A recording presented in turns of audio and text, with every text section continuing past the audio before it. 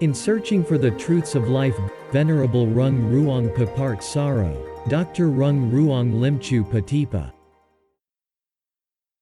The origin of Buddhism is very interesting. It began about 2,600 years ago, when Siddhartha Gautama was born in the northern part of Indian subcontinent. He was a prince of a kingdom located close to the Himalayas in modern-day Nepal. At the age of 29, he realized the transitions of life through a sequential transformation of aging, being old, sick, and dead, respectively. This vision of the reality of life was so compelling that it triggered him the quest for what a life was and making him to begin his journey in searching for the meaning of life, and therefore he left the palace and settled out his experimentation. He tried in many famous schools at that time. So typically, every Buddhist should be like the Buddha by having an interest in searching for the meaning of life. And after 6 years of trying in various experiments with serious efforts, the Buddha finally discovered the role of mindfulness in detecting what was going on in the mind. Thus he developed a unique special meditation technique, so called the mindfulness meditation, as often stated in his sutta, performing a meditation while maintaining a mindfulness in front, to improve the quality of mindfulness to be a purified mindfulness, and then using this high-quality mindfulness to explore into the inside observations of the mind as having an eye on Dharma, seeing the reality of nature, reaching the enlightenment in order to gain an enlightenment wisdom, and then using this wisdom to cleanse all arising defilement within the mind, and finally he and becoming a noble person. The origin of Buddhism in fact began with the enlightenment of the Buddha. All the Buddha's teachings are about the facts that the Buddha had experienced on the day of his enlightenment.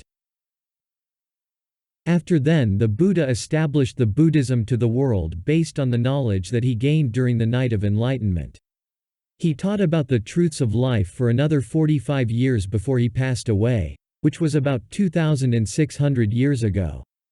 And about 300 years after the Buddha passed away during the period of the Emperor Asoka, Buddhism became very popular and spread to all over the ancient world from Afghanistan, India, countries in Middle Asia, China, Japan, and most of the countries in Southeast Asia.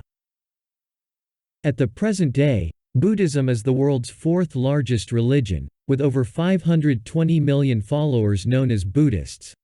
Most religions may teach about the moral aspect of life by obeying the God's orders with faith, but in Buddhism having the faith is simply a primary step for the life development.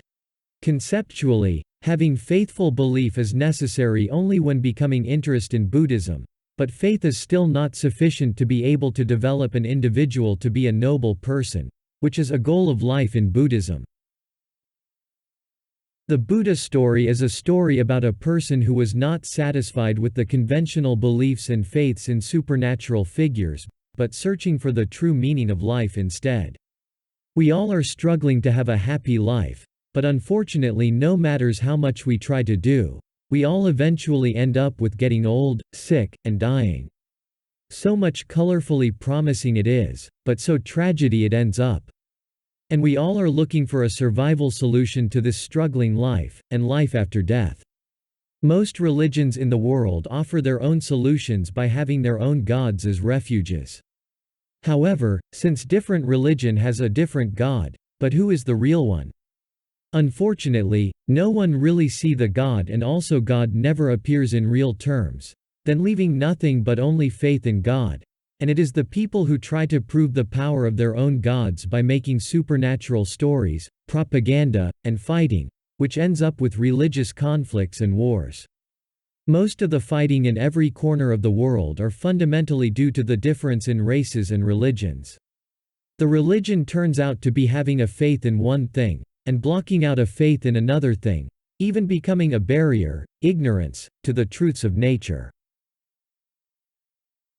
In Buddhism all the problems in lives are fundamentally a malfunction of the mind causing mental errors within the mind processing, called defilement, which can be classified in 3 types, that is, greediness, to take advantage to the others, hatred, to harm the others, and delusion, because of the ignorance, not knowing, of the truths of nature.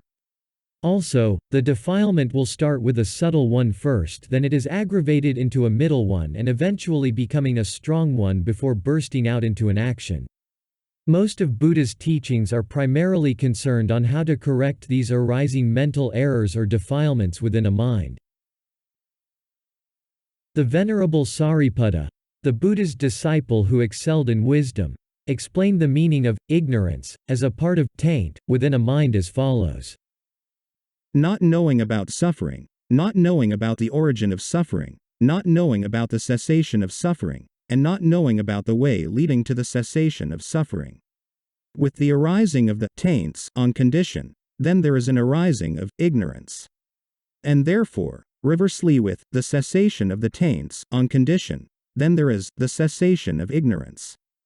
For the classification of taints, there are three kinds of taints: the taint of desire of sensual pleasure, the taint of existence, and the taint of ignorance. The origination of Buddhism about 2,600 years ago was a very important event because it was the first time that we had such a religion that was based on facts and science, Buddhist science. A system of Buddhist science study is a search for the truths of life which is composed of four components as follows. 1. A study of the Buddha's teachings on the truths of life within nature. 2. A study on how to conduct an experiment, saying to perform a Buddhist practice to see the truths of life within nature. 3. A study on how to analyze, to contemplate, and to gain an insight knowledge on the truths of life within nature. 4. A study on the applications of the insight wisdom to eliminate all defilements in the mind, so that the mind is purified and to be deliberated from all sufferings, then evolving to be a noble person.